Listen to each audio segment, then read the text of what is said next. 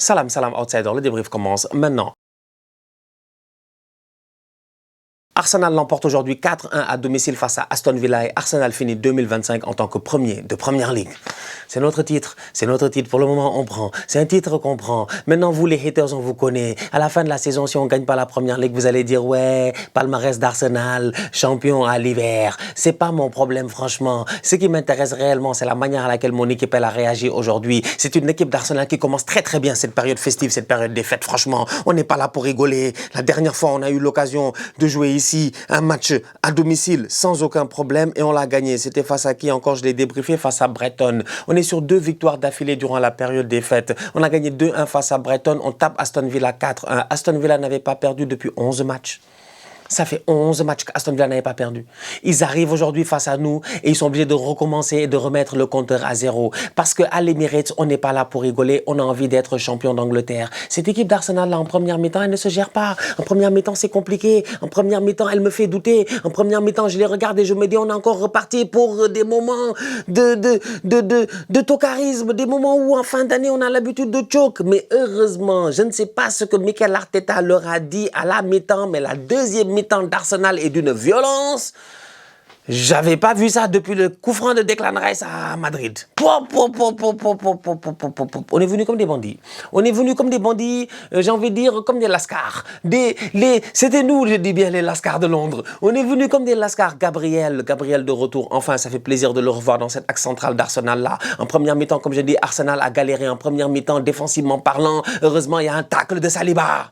Heureusement, il y a des David Raya. Sinon, Aston Villa claque un but. Donc, quand en deuxième mi-temps, Arsenal revient avec de meilleures intentions, je suis super heureux parce que je me dis, voilà une équipe qui quand même se gère. La dernière fois, on l'a vu, pour ceux qui ont l'opportunité de suivre très bien la Première Ligue, on a vu William Saliba parler avec ses coéquipiers et leur dire, on n'est pas méchants, et c'est le moment d'être méchants. Et aujourd'hui, on a été les méchants. Gabriel qui claque un but de la tête sur corner, il est de retour, début de deuxième mi-temps, il surprend Martinez, il vient claquer son but. Zubimendi qui claque un but sur une superbe passe de Martin Odegaard, sensationnel le Odegaard aujourd'hui.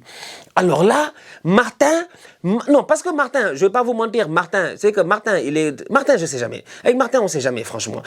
Martin, de temps en temps, il vient, il sort des top performances, de temps en temps, il disparaît. Et ces derniers temps, force est de constater qu'il avait disparu. Je suis désolé, ça fait longtemps que j'ai pas vu le Odegaard et des Odegaard. Mais là, ça fait 2 matchs d'affilée. La dernière fois face à Brighton et aujourd'hui face à Aston Villa, je vois les Odegaard des Odegaard.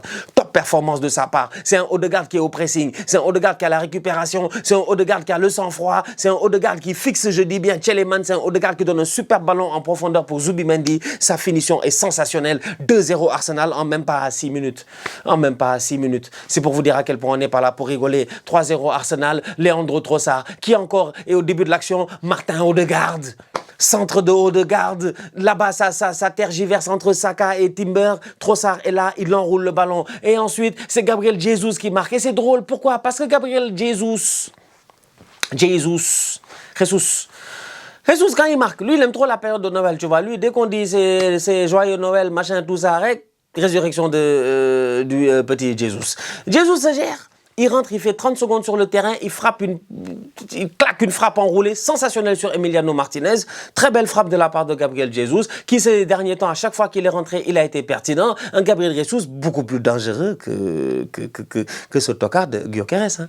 Parce que Gyökeres, dans ce match-là, moi je vais en parler à la fin. Jesus beaucoup plus pertinent que ce tocard de Gyökeres. Jesus, il est venu rat, tu sens que lui, il a le flow, il sent le football. Donc dès qu'il voit le défenseur qui est devant lui, il sait que ça sert à rien d'essayer de le dribbler de quoi que ce soit. Je vais l'utiliser comme un plot, je vais essayer de le contourner. C'est ce qu'il a fait. La balle, elle est enroulée. Martinez, il est battu. 4 buts d'Arsenal. En fin de rencontre, malheureusement, on ne se gère pas défensivement et on prend un but un peu bête. C'est dommage, on aurait pu l'éviter ce but-là. Avant ça, David Raya fait un double arrêt sur sa ligne extrêmement sensationnel. Mais n'empêche, c'est un bon match de la part des Gunners d'Arsenal avec un très bon Leandro Trossard ces derniers temps, en tout cas durant cette phase de Noël qui se gère. C'est la période cruciale d'habitude pour Arsenal. C'est la période où Arsenal perd des points. Mais là, Arsenal finira 2025 en tant que premier. Arsenal n'en a rien à faire du match de Manchester City, qu'il le gagne ou quoi que ce soit, ça ne changera absolument rien. Ça nous met en pole position pour bien commencer l'année 2026. Cette saison, c'est une saison où on joue le titre. Et jusqu'à présent, franchement, ces boys-là sont en train de se gérer. On a eu un mois de décembre un peu compliqué.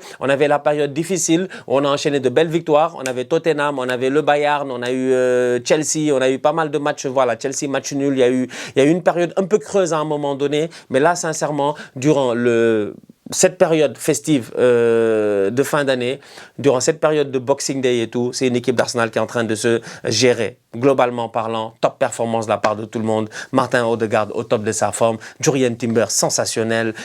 Comment il s'appelle? Zubimendi, exceptionnel. Leandro Trossard, stratosphérique. Bukayo Saka, ça va, il se gère, il peut mieux faire. Bukayo Saka, ça va. Mais Gyökeres Tokares. Gyökeres Tokares. Moi, je comprends pas. Pourquoi Gyökeres est comme ça? C'est quoi le problème de Gyökeres? Gyökeres claque une tête cadre, il peut pas. Gyökeres frappe, il peut pas. Gyökeres, il sert à quoi? En fait, Gyökeres, je veux savoir, Gyökeres, on ne peut pas te donner que des pénaltys. Mon gars, on a besoin d'un numéro 9. Cette première partie de saison de Gyökeres, je suis désolé, force est de constater qu'elle est décevante. Franchement, elle est décevante. Il a marqué 5 buts, il a eu 14 titularisations. 5 buts, c'est faible. C'est vraiment faible. Il peut mieux faire. Il doit mieux faire, franchement. Et Arsenal a besoin d'un Gyökeres qui se gère mieux et qui fasse mieux. Donc du coup, victoire d'Arsenal 4-1 face à Aston Villa. On est tranquille. Villa quand même au classement, ils sont toujours 3e. Ils ont toujours cette possibilité-là, voilà, je pense, de remonter. Dans tous les cas, je les efface pas. Ils sont plus dans mon angle mort. Ils sont maintenant dans mon rétroviseur parce que je les vois. Cependant, Guardiola, même à 5 points, reste dans mon angle mort. Manchester City va jouer face à Sunderland dans quelques jours. Et puis de son côté, Chelsea a fait 2-2 face à Bournemouth. Chelsea, c'est compliqué. United a fait match nul 1-1 face à Wolverhampton, les derniers. United, c'est pire. United, il joue Wolverhampton. Wesh. Wolverhampton a 3 points maintenant. C'est quand la dernière fois Wolverhampton a eu des points? Pourquoi Manchester United, ils sont comme ça? Pourquoi c'est toujours Manchester United? Wolverhampton, personne n'a donné de points à Wolverhampton depuis Brighton le 5 octobre. Depuis le 5 octobre, Wolverhampton n'a que des défaites. Ils vont à Old Trafford, ils prennent 1 point. C'est que United... Je peux pas aider United. Franchement, je peux pas. J'ai même pas vu le match. Je m'en fous. United, why? Why? Ils sont derniers. Depuis le 5 octobre, ils sont sur une série de 35 défaites d'affilée. Ils n'ont fait que perdu. Ils n'ont fait que perdu. Voilà, même mon français, je l'ai perdu. Ils n'ont fait que perdre. Ils vont à Old Trafford, ils prennent 1 point. C'est terrible. C'est terrible. Franchement, cette équipe-là, elle est... La famille, on se capte très bientôt pour une nouvelle vidéo. En tout cas, nous, on est tranquille. Franchement, c'est une belle journée de football. Entre le Sénégal qui a gagné, Arsenal qui a gagné, tout va très bien. Franchement, tout va très bien. On est en mission. On est bien en première ligue. On croise les doigts et on continue de prier. J'espère que ça va aller. La famille, on se capte très bientôt pour une nouvelle vidéo. D'ici là, on continue à liker, on continue à partager. On s'abonne, on s'abonne, on s'abonne. On est ensemble, on reste en santé. Toujours le plus important. Tous outsiders.